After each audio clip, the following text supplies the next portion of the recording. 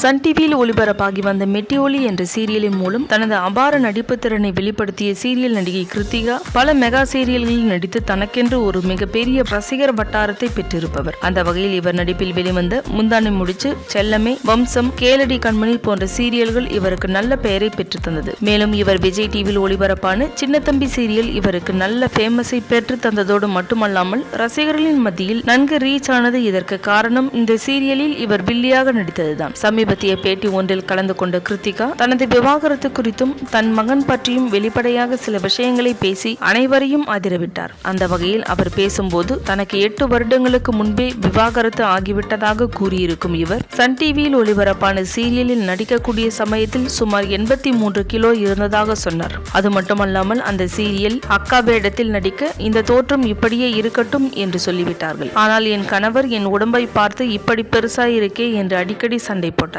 ஒரு கட்டத்தில் இந்த சண்டை மிகப்பெரிய அளவில் வெடித்ததை அடுத்து இருவரும் சேர்ந்து பரஸ்பர முடிவை எடுத்து பிரிந்து விட்டோம் என்று கிருத்திகா கூறியது அனைவரையும் அதிர்ச்சியில் தள்ளியது. மேலும் தனக்கு ஒரு மகன் இருப்பதால் யாராவது தந்தையை பற்றி கேட்டால் அவன் மனம் கஷ்டப்படும் என்று நினைத்தேன். ஆனால் அந்த கவலை தற்போது இல்லை. எனது அண்ணனே இவனுக்கு அப்பா ஸ்தானத்தில் இருந்து வழிநடத்துகிறான். நடிகை கிருத்திகா 9 மாத கர்ப்பிணியாக இருக்கும் போதுதான் முந்தானை முடிச்ச சீரியல் நடித்த போது தனக்கு மகன் பிறந்ததை அடுத்து 3 மாதங்கள் ஓய்வு எடுக்க வேறு ஒருவர் நடித்தார் என்பதையும் கூறினார். அத்தோடு எனக்கும் என் கணவருக்கும் பல பிரச்சனைகள் ஏற்பட்டதை அடுத்து என் அம்மாவும் சரி என்று கூறியவுடன் தான் நான் இந்த முடிவுக்கு வந்து அவரை விட்டு பிரிந்து விட்டேன். சுமார் 4 வருடங்கள் அட்ஜஸ்ட்மெண்ட் செய்துதான் அவரோடு வாழ்ந்திருக்கிறேன். என்னிடம் ஒரு கட்டத்தில் எனக்கு தேவையில்லை என்ற ஒரு முடிவை எடுக்க அவர்தான் வைத்தார். அவரை பற்றி நான் எந்த விமர்சனமும் செய்ய விரும்பவில்லை என்று ஓபனாக பேசி பலரையும் கவர்ந்திருக்கிறார். இதையடுத்து இந்த விஷயமானது தற்போது இணையத்தில் வேகமாக பரவி வருவதோடு மட்டுமல்லாமல் ரசிகர்களின் மத்தியில் பேசும் பொருளாகவும் மாறியுள்ளது.